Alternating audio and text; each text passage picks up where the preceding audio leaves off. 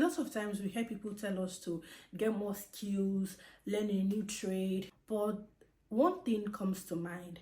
What do you have at the moment? What do you already have?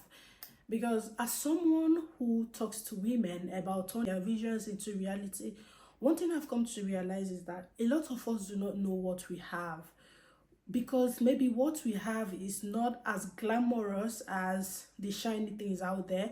We think that what we have doesn't matter, but it does matter. And it all boils down to, what do you have that you can start with? What do you already have in your corner? What do you already have in your kitchen? What do you already have inside of you that you can start with?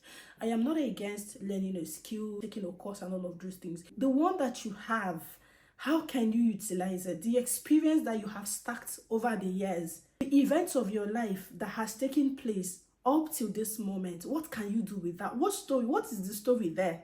What can you share with people? What can you teach us? What can you show us? From what you already have, not from what is out there, from what you already have. What is that little thing you can do? That little thing you think is little that you can do. Can you talk? Talk to us. Can you bake? Bake for us. Can you cook for us? What can you do? What do you already have up your sleeves that if they wake you up, you can do it? Like, it comes to you naturally. Start from there. Instead of, okay, I want to go learn the skill, start with what you have. There is this story. This is not my story. I heard this story somewhere else. It's about a pastor and a church member. The pastor said that there is this particular woman. She's very diligent. She comes to church. She pays her tithe. She does all of these things. One day, he was in the office. This woman came in crying. It wasn't even her turn to see the pastor, but she was like, if he doesn't see me at this moment, I'm going to die. For you to know how painful she must have been. She walks into this pastor's office and she was crying and wailing and all of that. The pastor asked her and said, what is the problem? Why are you crying? She said, her world has crashed.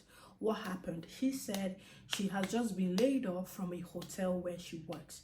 And she was there crying. The pastor was like, okay, wait, wipe your tears. Let's see what we can do.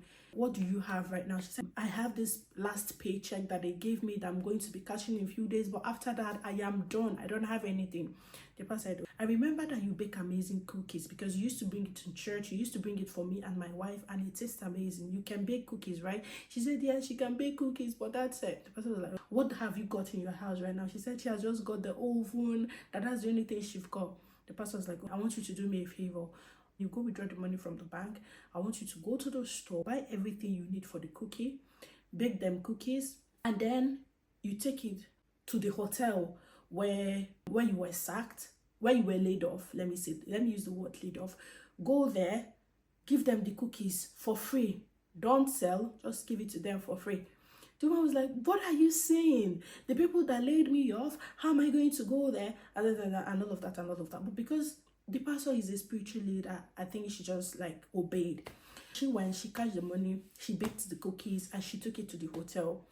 And she went home. She said she got a call from the hotel, like, oh, the cookies that she delivered, she gave them the other day, that it was very delicious. Does she have more? She said yes, that she had more. She went in, she baked more, she took it to them, delivered it, and that was it. At the time that I heard that story, they said that woman is one of the biggest women in wherever she is. And it got me thinking, what is that thing that we have that we think it is nothing? Imagine if she still had a job and someone told her to keep baking cookies. She would have, no, this is not.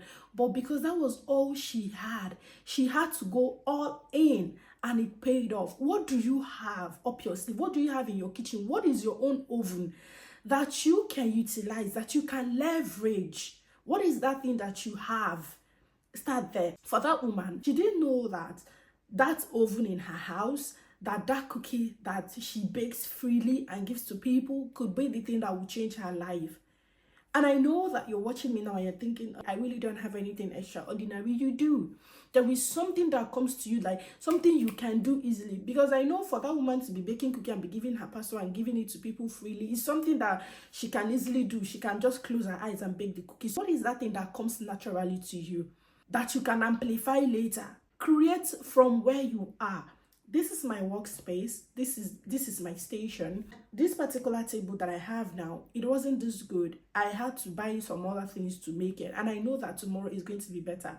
You're not going to have it all figured out if you don't take the first step. What is it you have up your sleeves that you can use to create, that you can start with, that you can create with? This is an encouragement to you listening to me. What is that thing you have up your sleeve that comes easy to you, that you can share with us, that you can teach us about, that you can show us? Start from there. And I hope this video blesses you. Have a lovely day. Bye.